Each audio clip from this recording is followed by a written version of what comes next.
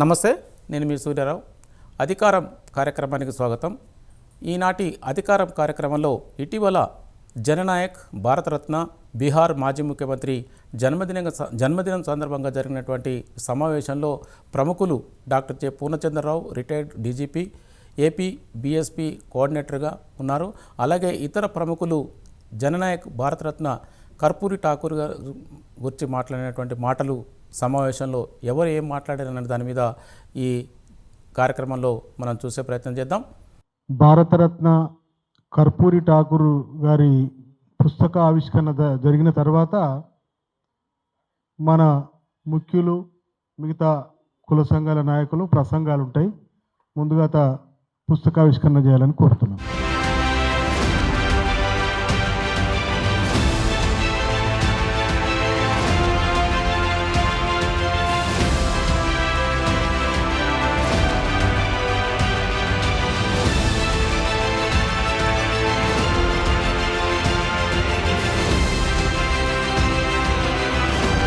దేశంలోనే మన అణగారిన వర్గాలకు అవకాశము వచ్చింది కర్పూరి ఠాకూర్ వల్లనే. ఆయన ఆదర్శంగా తీసుకొని లాలూ ప్రసాద్ యాదవ్ కానీ, నితీష్ కుమార్ కానీ, రామ్ విలాస్ పాస్వాన్ కానీ, ములాయం సింగ్ యాదవ్ కానీ, ఆ రకంగా దేశంలో చాలామంది ఆయననే ఆదర్శంగా తీసుకొని మన బీసీలలో, ఇతర అణగారిన కులాలలో చాలామంది నాయకులు తయారు కావడం జరిగింది. ఈరోజు మనం అందరం ఇక్కడ ఉంటున్నామంటే కారణం, దీనికి ముఖ్యంగా సూర్యారావు గారి కారణం. మరి ఇలాంటి కార్యక్రమాలు ఆయన నిర్వహించటం, మరి ఆయన ఒకటి పెట్టుకున్నారు ఆయన జీవితాశయం. మీరు ఆయన అబ్జర్వ్ చేశారో లేదో, ఆయన ఎప్పుడు నల్ల చొక్కానే వేసుకుని ఉంటారు. నల్ల చొక్కా ఎందుకు వేసుకుంటారంటే, బీసీలకు రాజ్యాధికారం వచ్చే వరకు నేను నల్ల చొక్కా వేసుకుంటానని నిర్ణయం తీసుకున్న వ్యక్తి. ఇది ఎవరు ప్రచారం చేయరు, బహుశా చాలామందికి తెలియకపోవచ్చు. కరెక్ట్ అని అంటారు, అది చాలామందికి తెలియదు ఈ విషయం. సో అంత నిష్టతో ఆయన బీసీ ఉద్యమాన్ని వెనకుండి నడిపిస్తున్నారు. నిజం చెప్పాలంటే ఆయన ఏ ప్రధానమైన పాత్ర కానీ, తనకు కవరేజ్ కావాలని కానీ, తనని ముఖ్యమైన నేతగా గుర్తించాలనే ఉద్దేశంతో ఆయన ఏం చేయరు. ఆయన సూర్యుడు ఎట్లయితే పైన ప్రకాశిస్తాడో, పాపం సూర్యుడు పైనే ఉంటాడు కానీ మనం ఆ వెలుగునంతా అనుభవిస్తూ మనం బ్రహ్మాండంగా బతికేస్తుంటాం. అలాగే ఆయన కూడా అట్లాంటి వెలుగు అందిస్తున్నారు. ఆయన ఆ వెలుగు అందించడానికి నల్లటి చొక్కా వేసుకుని మరి మనకి వెలుగు అందిస్తున్నారు. సూర్యారావు గారి ఈ సందర్భంగా ధన్యవాదాలు. తర్వాత మనం మెయిన్ ఈరోజు మనకి కర్పూరి ఠాకూర్ గారి భారతరత్న రావడం, మరి ప్రభుత్వం గుర్తించింది అనుకుని మనం చాలా ఆనంద డోలికల్లో ఊగటమే కాకుండా, మరి వారి ప్రేరణ ఈరోజు ఒక బుక్ రిలీజ్ అవ్వటం అనేది చాలా గొప్ప విషయం. ఎట్లా ఉంటుందంటే, ఇది మనం ఈ మాణిక్యాల్ని తవ్వి తీసుకోవాల్సి వస్తుంది. ఈ డైమండ్స్ ఉంటాయి, ఈ హిస్టరీ పొరల్లో, చరిత్ర పొరల్లో చాలా రత్నాలు, మణులు, మాణిక్యాలు ఉన్నాయి. బీసీ మణులు, బీసీ మాణిక్యాలు, బీసీ వజ్రాలు ఉన్నాయి. అలాంటి వజ్రమే మన కర్పూరి ఠాకూర్ గారు. ఆయన్ని వెలికి తీసుకుని మనం ఈ రోజున మనం తెలుసుకుంటున్నాం ఆయన ఏంటని. అసలు ఇటువంటి వ్యక్తి భారతదేశ స్వాతంత్ర చరిత్రలో పుట్టాడా, ఈయన బతికాడా, ఈయన ఒక రాష్ట్రానికి ముఖ్యమంత్రిగా వ్యవహరించారా, అసలు ఏమిటిది, ఎలా సాధ్యం అనే దాన్ని కనుక మనం ఆలోచిస్తే నిజంగా కూడా చాలా ఆశ్చర్యం కలుగుతుంది. అవునంటారా కాదంటారా? ఆయన కర్పూరి ఠాకూర్ అంటే ఎవరో ఒక ఠాకూర్ అనుకుంటాం.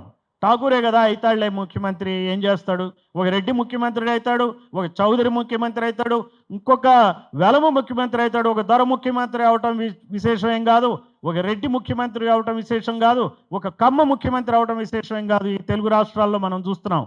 కానీ ఒక ఠాకూర్ అలానే బీహార్లో ముఖ్యమంత్రి అవడం పెద్ద విశేషం కాదు. కానీ కర్పూరి ఠాకూర్ మంగళి సామాజిక వర్గంలో పుట్టిన ఆయన మరి చీఫ్ మినిస్టర్ అవటం అసలు ఎంత ఆశ్చర్యకరమైన విషయం.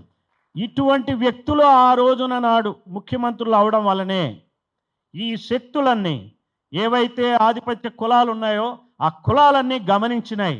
ఇట్లాంటి వాళ్ళు కనుక అయితే మన బతికేందిరా అని చెప్పి అవ్వకుండా చేయటానికే ఈ రోజున బీసీల నుంచి కానీ, ఎస్సీల నుంచి కానీ, ఎస్టీల నుంచి కానీ ఏ రాజకీయంగా ఎవరిని ఎదగనివ్వట్లే ఈ రోజున భారతదేశంలో.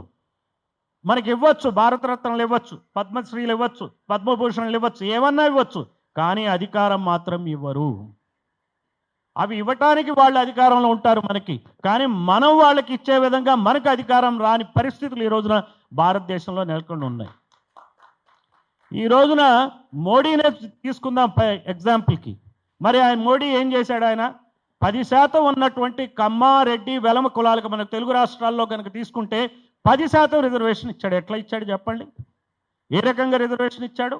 మరి 50% పైగా ఉన్న బీసీలకి 50% రిజర్వేషన్లు ఎందుకు ఇవ్వలే ఈ మోడీ చెప్పండి? సాధ్యం కాదా? మరి 10% రిజర్వేషన్లు ఇవ్వటానికి ఆయనకు అంత ఈజీ అయిపోయింది. ఏ రకమైన చర్చ జరగల. 10% ఇవ్వటానికి 10 రోజులు కూడా పట్టలే.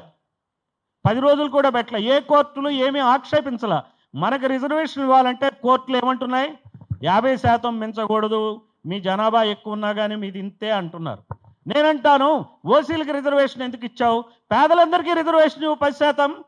ఈ 10%లో రెడ్ల పేదలు ఉంటారు, కమ్మ పేదలు ఉంటారు, వెలం పేదలు ఉంటారు, కుమ్మరి పేదలు, మంగళ పేదలు, చాకలి పేదలు, ఎస్సీ ఎస్టీ పేదలందరికీ 10% రిజర్వేషన్లు ఇవ్వండి. ఒక పేదరికమైనటువంటి ఆధారం అదే కనుక పద్ధతి అయితే. అంతేకాకుండా మీ కులాలకే పేదలకు ఎందుకు ఇస్తున్నారు రిజర్వేషన్ చెప్పండి? అది అన్యాయం కదా. ఈ రోజున కాన్స్టిట్యూషన్ ఏ రకంగా దీన్ని కుళ్ళబడుస్తున్నారంటే మనం ఇంక చెప్పడానికి ఏం లేదు. ఈ రోజున మనం ఉన్నామంటే ఈ రోజున ఒక కాన్స్టిట్యూషన్ ఉంది. మనం హిందువులం కావచ్చు, ముస్లింలు కావచ్చు, లేకపోతే క్రిస్టియన్లు కావచ్చు, ఒక్కొక్కరికి ఒక్కొక్క మత గ్రంథం ఉంది. భారతీయులకు ఉన్న ఏకైక పవిత్ర గ్రంథం ఇండియన్ కాన్స్టిట్యూషన్, అందరికీ పవిత్ర గ్రంథం. అటువంటి పవిత్ర గ్రంథం ఈ రోజున ఇండియన్ కాన్స్టిట్యూషన్ 1950లో వచ్చింది. సరే, మనం కొంచెం వెనక్కి పోదాం, చరిత్రకు పోదాం. అప్పుడు కర్పూరి ఠాగూర్ గారి దగ్గరకు కూడా మళ్ళీ వద్దాం. అంతకుముందు బ్రిటిష్ వాళ్ళు, మన స్వాతంత్రం రాకముందు మనకున్న కాన్స్టిట్యూషన్ ఏంటి? బ్రిటిష్ చట్టాలు ఉన్నాయి. బ్రిటిష్ వాళ్ళు పెట్టినటువంటి పోలీస్ స్టేషన్లు, బ్రిటిష్ వాళ్ళు పెట్టినటువంటి కోర్టులు, బ్రిటిష్ వాళ్ళు ఇచ్చినటువంటి చట్టాలు, భూ సంస్కరణలు, రెవెన్యూ, బ్రిటిష్ వాళ్ళు చేసిన సర్వేలు, ప్రతి అంగుళం కూడా సర్వే చేసి పెట్టారు. రైల్వే లైన్లు వేశారు, రోడ్లు వేశారు. ఎందుకు వేశారు? మనల్ని దోచుకుంటానికి వేశారు, అది వాస్తవమే. కానీ వాళ్ళు ఇచ్చిన సిస్టమ్. బ్రిటిష్ వాళ్ళ ముందు మన దగ్గర ఏముంది చెప్పండి? ఏ చట్టం ఉంది? ఏ కోర్టులు ఉన్నాయి? ఏ పోలీస్ స్టేషన్లు ఉన్నాయి? ఏ కలెక్టర్లు ఉన్నారు? ఏ కమిషనర్లు ఉన్నారు చెప్పండి? ఎవరు లేరు. గ్రామాల్లోనే ఉన్నారు. గ్రామాల్లో అక్కడ ఆధిపత్య కులాలు ఉన్నాయి. గ్రామాల్లో ఒక గ్రామంలో ఒక రెడ్డి, కమ్మ, ఒక వెలమ ఏదైతే శాసిస్తాడో అదే శాసనం. ముస్లిం రాజులు వచ్చినా, బ్రిటిష్ రాజులు వచ్చినా చివరికి గ్రామాల్లో ఏమి చలామణి అయింది చెప్పండి? అక్కడ ఉన్నటువంటి రెడ్డి కానీ, కమ్మ కానీ, వెలమ కానీ చేసేటువంటి చట్టమే చట్టం. ఈ రోజున కూడా అంతకన్నా భిన్నంగా ఉందా చెప్పండి? ఈ రోజున గ్రామాల్లో ఏమైనా మార్పు ఉందా? ఈ గ్రామాల్లో ఈ రోజున ఎవరన్నా బీసీ సర్పంచ్ నిజంగా కాగలడా? రిజర్వేషన్ ఇచ్చి బీసీ సర్పంచ్ చేస్తే వెనకుండేది ఎవరు? రెడ్డో, కమ్మో, వెలమో. వాళ్ళని సర్పంచులుగా చేయరు. ఒక మహిళ సర్పంచ్ అయితే ఆ మహిళగా వెనకాల ఎవరి నుండి నడుపుతున్నారు? భర్త. అతను కూడా రెడ్డి, కమ్మ వాళ్ళకి చెందిన వాళ్ళు అయితే తప్పితే. అంటే గ్రామాల్లో రాజ్యాంగమే ఉంది. మనం వింటా ఉన్నాం ఆంధ్రప్రదేశ్లో ఈ రోజున రెడ్డి రాజ్యాంగం, జగన్ రాజ్యాంగం నడిపాడు అన్నాడు ఎవరు? చంద్రబాబు నాయుడు. ఇప్పుడు చంద్రబాబు కాలంలో లోకేష్ వచ్చినాక జగన్ ఏమంటున్నాడు? రెడ్ బుక్ రాజ్యాంగం నడుపుతున్నాడు అంటున్నారు. అవునంటారు కాదంటారు? ఈ రోజున పాలక కులం ఏదైతే ఉందో వాళ్ళ రాజ్యాంగమే నడుస్తుంది. అది సెక్రటేరియట్లో అదే నడుస్తుంది, క్యాబినెట్లో అదే నడుస్తుంది, ఒక పోలీస్ స్టేషన్లో అదే నడుస్తుంది, ఒక గ్రామంలో అదే నడుస్తుంది, ఒక డిపార్ట్మెంట్లో కూడా అదే నడుస్తుంది. కుల రాజ్యాంగాలే నడుస్తున్నాయి. అసలు మన రాజ్యాంగాన్ని నడపట్ల. ఆ రోజున కర్పూరి ఠాగూర్ గారు ఇవన్నీ గమనించి సోషలిస్ట్ పార్టీలో చేరి మనం సమస్యలు పరిష్కరించవచ్చు కదా అని చెప్పి ఆయన భావించారు. అసెంబ్లీలో ఎక్కువ మంది బీసీ ఎమ్మెల్యేలు ఉంటే ఖచ్చితంగా ప్రభుత్వం మన చేతిలో ఉంటుంది. అది ఎవరైనా కావచ్చు. సీఎం పెద్ద సమస్య కాదు. మీకు రోషయ్య గారు చీఫ్ మినిస్టర్గా చేశారు. అప్పుడు అధికారం రోషయ్య గారి దగ్గర ఉందా, రెడ్ల దగ్గర ఉందా? నాకు చెప్పండి. కాంగ్రెస్లో రెడ్ల దగ్గరే ఉంది. ఈ రోజు చంద్రబాబు నాయుడు సీఎం, ఆయన తీసేసి ఎవరన్నా బీసీని పెట్టాడు అనుకుందాం. ఉత్తినే అది జరగదు. నేను గబాలను ఇట్లా అన్నానని ఏమైనా చేస్తారు అనుకోకండి. ఏమో లేదు పాప, ఆయన బీసీల పార్టీ కదా అంటున్నారు, టీడీపీ చేస్తారు అనుకుంటాను. ఆ భ్రమలో ఏం వద్దు మనకి.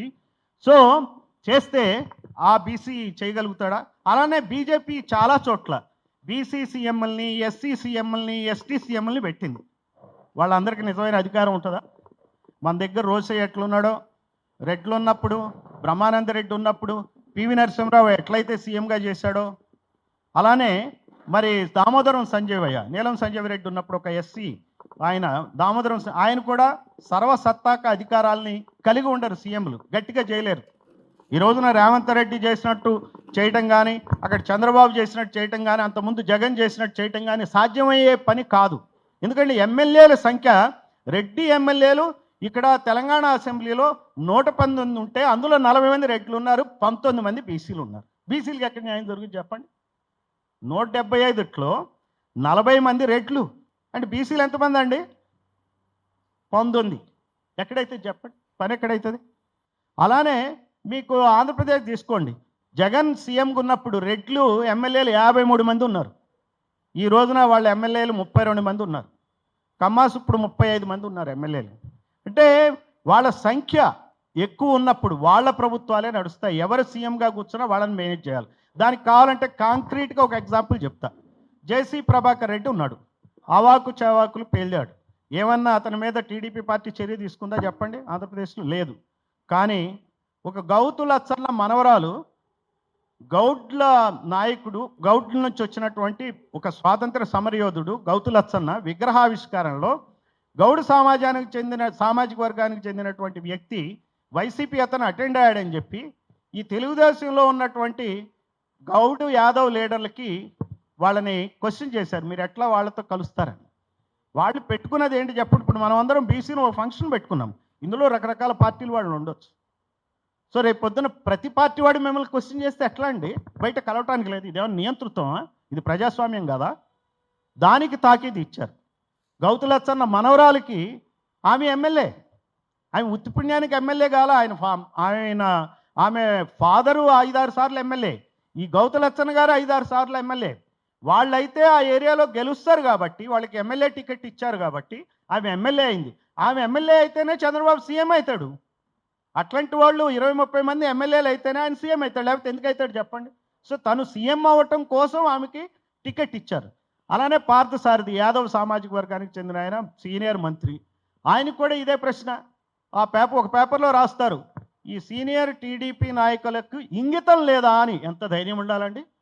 అంటే బీసీ నాయకులకి ఇంగితం లేదు, మరి ప్రభాకర్ రెడ్డికి ఇంగితం లేదా అని రాస్తుందండి ఆ పేపరు? జేసీ ప్రభాకర్ రెడ్డికి ఇంగితం లేదా అని రాస్తుందా ఆ పేపరు? మరి రాసిందా? రాయదే, మాట్లాడదే, గమ్మున కూర్చుంటారు. అమ్మ ఈ రెడ్లతో పంచాయతీ ఎందుకు మనకి, రాయలసీమలో 25 మంది రెడ్డి ఎమ్మెల్యేలు ఉన్నారు, మళ్ళీ మనం గెలవాలా, ఫోన్లే ఏదో ఒకటి చేసుకుంటారు, అక్కడ దోపిడీ కానివ్వండి అని చెప్పి కూర్చుంటారు. ఇది జరుగుతున్నది ఈ రోజున. అట్లా ఒక్కొక్క కులపరంగా ఒక కార్పొరేటర్ విజయవాడలో క్రేన్ల శివాజీ అని ఉన్నాడు. ఆయన ఎన్టీ రామారావు ఏదో ప్రోగ్రాం చేస్తూ ఉంటే ఆయనకు సంబంధించి ఒక కమ్మ లీడరు రామయ్య చౌదరి ఆయన అడ్డం పడ్డాడు. ఆయన అడ్డం పడి నువ్వేందా చేసేది, మేం చేయాలంటాడు. లేదు మేం చేస్తే తప్పేందంటాడు ఈయన. దాని మీద పెద్ద గొడవ, అక్కడ అతని మీద దాడి. అంటే టీడీపీలో బీసీ నాయకుల మీద దాడి. ఇంకా బీసీలు టీడీపీ పార్టీలో ఉండి ఏం మాట్లాడతారు చెప్పండి నాకు? గమ్మున కూర్చుని రావాలంతే. ఏదన్నా కార్పొరేషన్ చైర్మన్ ఇస్తాడు, కుమ్మరి కార్పొరేషన్ చైర్మన్, మంగళ కార్పొరేషన్ చైర్మన్, లేకపోతే ఇంకోటి ఏదో చాకలి కార్పొరేషన్ చైర్మన్ ఇస్తాడు కదా, ఆ చైర్మన్ ఇస్తే చాలురా బాబు అని చెప్పి రోజు వాళ్ళ చుట్టూ తిరిగి దండాలు పెట్టుకుంటూ పరిగెత్తుతూ ఉండటం. ఏందండి చెప్పండి? కర్మేంటి చెప్పండి? మనం పదవులు ఇచ్చేటువంటి నంబర్ ఉంది, మన దగ్గర సంఖ్య ఉంది. పదవులు తీసుకోక్కర్లే, ఇచ్చే అంత ఉంది, 50% పైగా ఉంది. కర్పూరి ఠాకూర్ గారి స్ఫూర్తితో ఇది మనం గమనించాలా.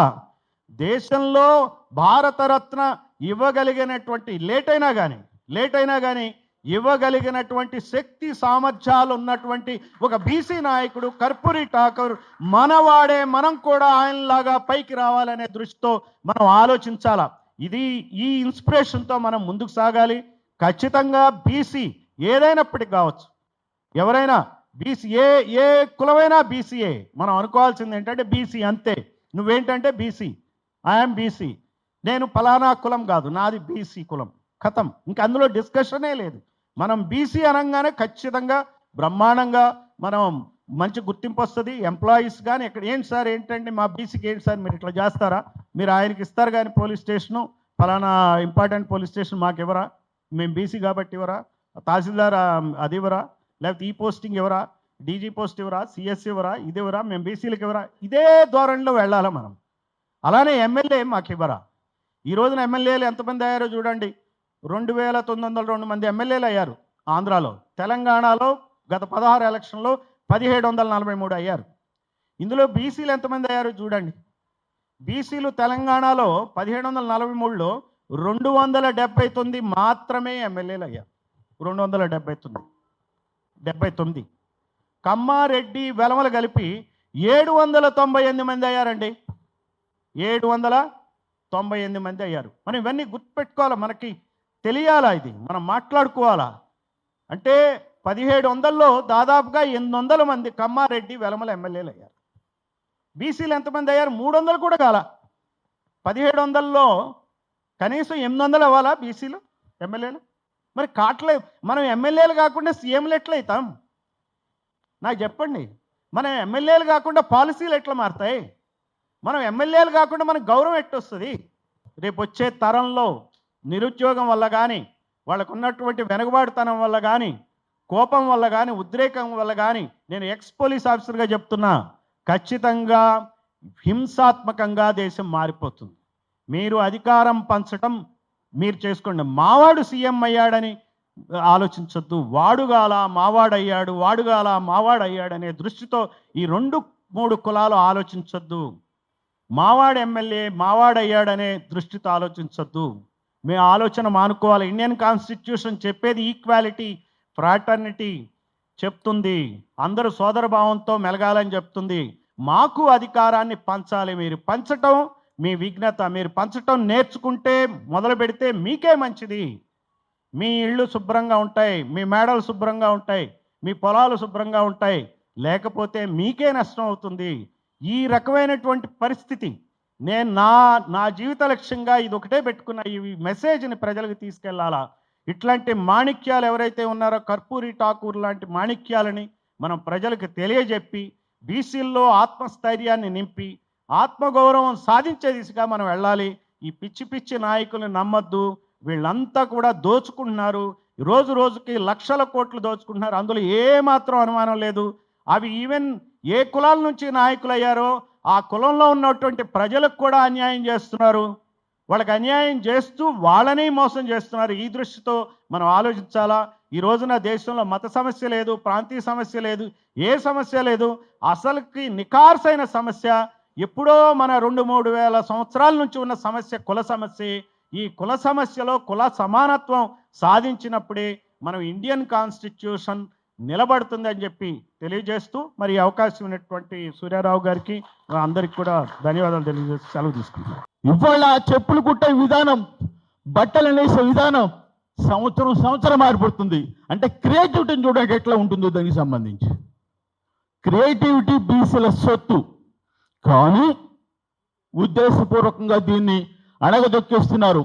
చివరికి జనగణన చేయడానికి కూడా వెళ్ళిపోట్ల భయపడిపోతున్నారు, గజగజలు వెళ్ళిపోతున్నారు.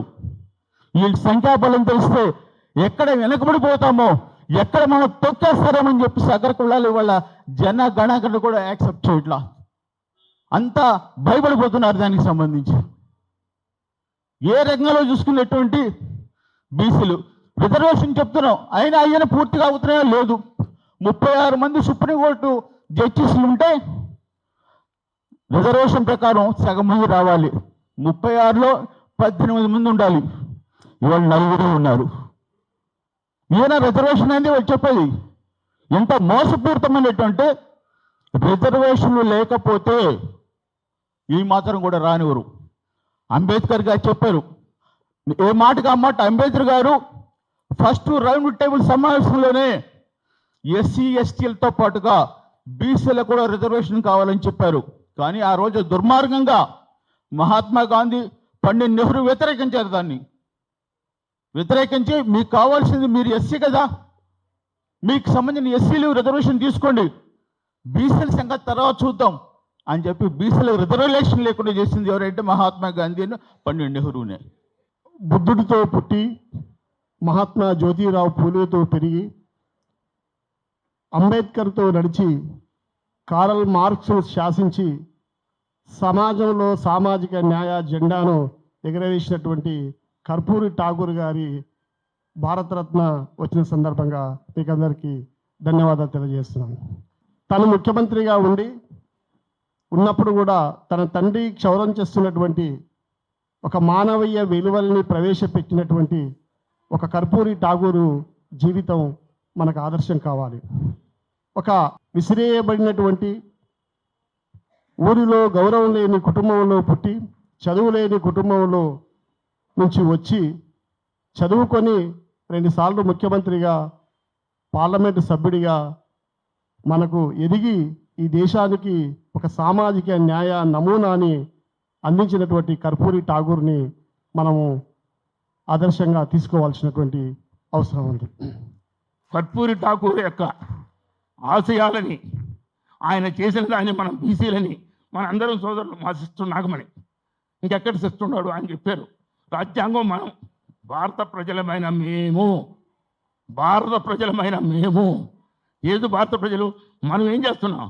జస్టిస్, లిబర్టీ, ఈక్వాలిటీ అని చెప్పాడు కదా. సమానత్వం, స్వేచ్ఛ, సోదరభావం కలిసి మా రాజ్యాంగాన్ని నిర్మించుకుంటామని రాసాం.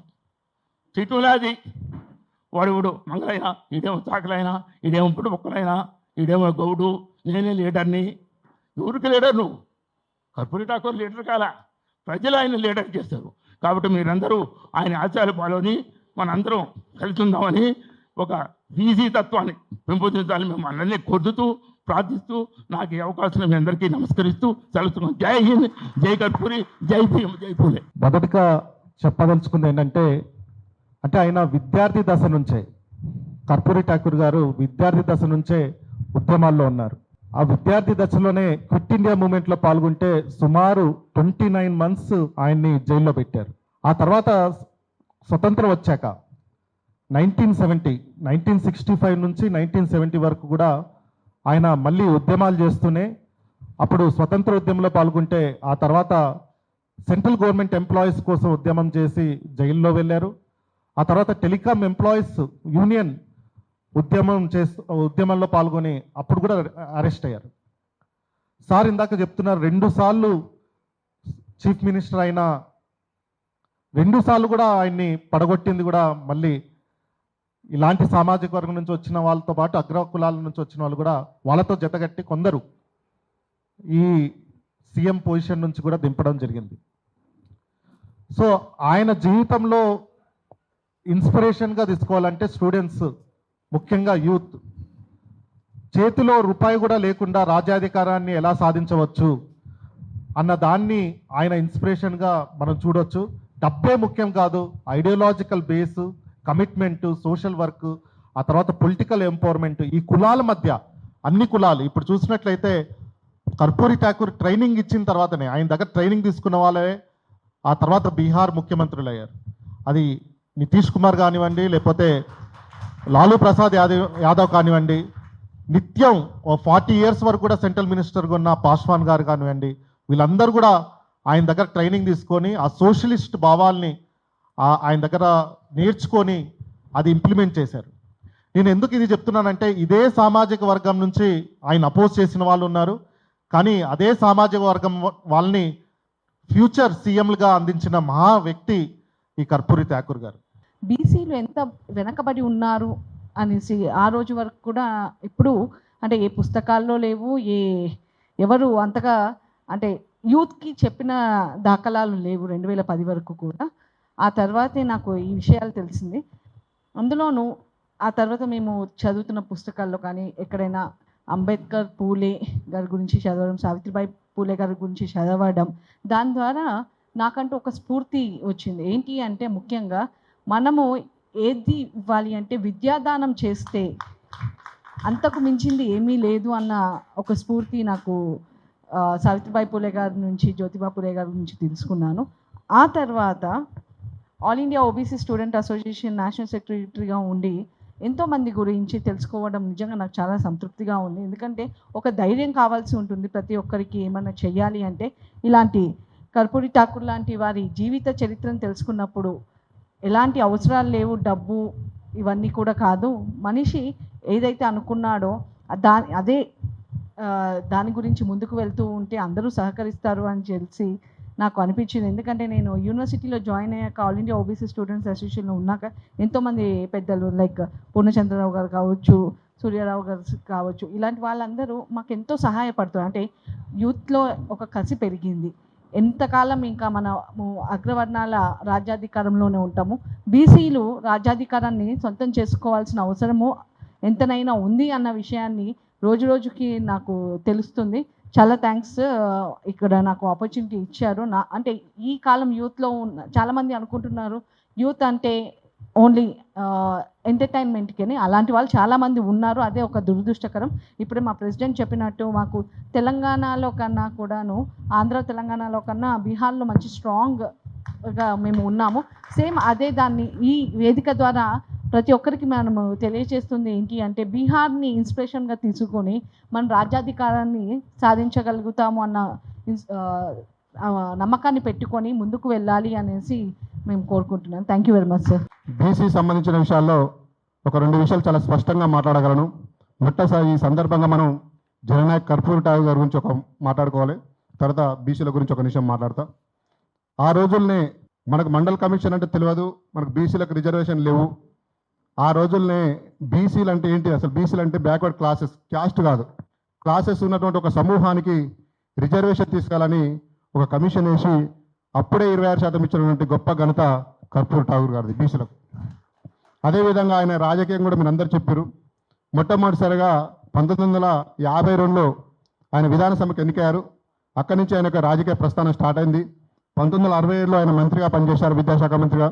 విద్యాశాఖ మంత్రిగా పనిచేసిన క్రమంలో ఇంగ్లీష్ అనేది తప్పనిసరి అంశం అనేది తీసేశారు. ఎందుకంటే ఆయన మాతృభాష అన్నట్టు హిందీ మీద ప్రేమతోటి. అదేవిధంగా మా ఇక్కడ ఉన్న వర్గాలకు కూడా చదువు అనే అర్థం కావాలంటే మాతృభాషలో పెట్టాలనే కాన్సెప్ట్ తోటి ఆయన మంత్రి అయిననే ఒకే ఒక మంత్రివర్గంలో ఉన్నటువంటి ఆయన విధానపరంగా నిర్దేశించుకొని ఆ ఇంగ్లీష్ అనే సబ్జెక్ట్ తప్పనిసరి తీయడం జరిగింది. అదేవిధంగా 1970 తర్వాత మనకు తెలుసు 2 సార్లు ముఖ్యమంత్రి చేసిండు. ముఖ్యమంత్రి 2 సార్లు చేసినప్పుడు కూడా అక్కడ ఉన్నటువంటి భారతదేశంలో మొట్టమొదటిసారి కాంగ్రెసేతర ముఖ్యమంత్రిగా కర్పూర్ ఠాగూర్ ఉన్నారు. కాంగ్రెసేతర ముఖ్యమంత్రుల్లో కూడా ఆయన ఫస్ట్ నిర్ణయం తీసుకుంది భారతదేశంలో సంపూర్ణ మద్యపాన నిషేధం అనే కాన్సెప్ట్ తీసుకొచ్చింది భారతరత్న కర్పూర్ ఠాగూర్ గారు. అదేవిధంగా విద్యా ఉద్యోగాలలో ఇక్కడ ఉన్నటువంటి వెనుకబడి తరగతులకు అందరూ కూడా మంచి అవకాశాలని విద్యా సంస్కరణలు చేశారు. వాస్తవంగా ఈ భారతదేశంలో సామాజిక పోరాటాలకు, సామాజిక విప్లవాలకు ఆదర్శం ఉన్నారంటే అది కర్పూర్ ఠాగూర్ గారు. ఎందుకంటే ఈ దేశంలో రిజర్వేషన్ల హీరో అంటే ఒక కర్పూర్ ఠాగూర్ గారు అనే చెప్పుకోవాలి ఇప్పటి వరకు. ఎందుకంటే రిజర్వేషన్లు అనేది కల్పించాలి వెనకబడిన వర్గాలకు అని చెప్పి ఆయన ఒక బీసీలకే వెనకబడిన వర్గాలని లేదు, ఆ రోజుల్నే అగ్రవర్ణాలలో కూడా ఆధిపత్య కులాలలో కూడా పేదవాళ్ళు ఉన్నారని చెప్పి ఒక కమిషన్ ద్వారా రిజర్వేషన్లు కల్పించిండు వాళ్ళకు కూడా ఆ రోజు ఉన్నాయి. అంటే ఈ దేశంలో జననాయక్ భారతరత్న కర్పూర్ ఠాగూర్ గారు ఆయన వెనకబడిన తరగతుల గురించి ఆలోచించే విధానం ఆయన జీవన శైలిలో తెలిసిపోతుంది. ఎందుకంటే ఆయన మొట్టమొదటి ఎమ్మెల్యే గెలిచినప్పటి నుంచే ఆయన జీతాన్ని ప్రజాసేవకి ఇస్తామని చెప్పి ఏదైతే నినాదం పెట్టుకున్నాడో ఆ నినాదాన్ని సీఎం అయినాక కూడా ఆచరించిండు. ఎందుకంటే ఆయన కూతురు పెళ్లి విషయానికి వచ్చి ఆయన ముఖ్యమంత్రిలో హోదాలు ఉండి కూడా ఆయన కూతురు పెళ్లిని ఒక సీఎం హోదాలో చేయకుండా ఒక నార్మల్ ఒక గ్రామంలో ఒక మంగళ పని చేసుకుని ఒక తండ్రి కూతురు పెళ్లి ఎట్లా చేస్తాడో ఆ విధంగా ఆలోచించి ఆ గ్రామంలోని సన్నిహితులను పిలిచి వాళ్ళ కూతురు భోజనాలు పెట్టి కూతురు పెళ్లి చేసిండు. అంటే మనం ఒక ఆ ఆదర్శాన్ని తీసుకోవాలి. ఆయనకు డబ్బులు లేకనా, ఎవరినన్ను అడిగితే ఇయ్యకనా, స్పాన్సర్లు రాకనా, ఒక ముఖ్యమంత్రి హోదాలో అంటే ఫోన్ కొడితే కోట్ల రూపాయలు వస్తాయి.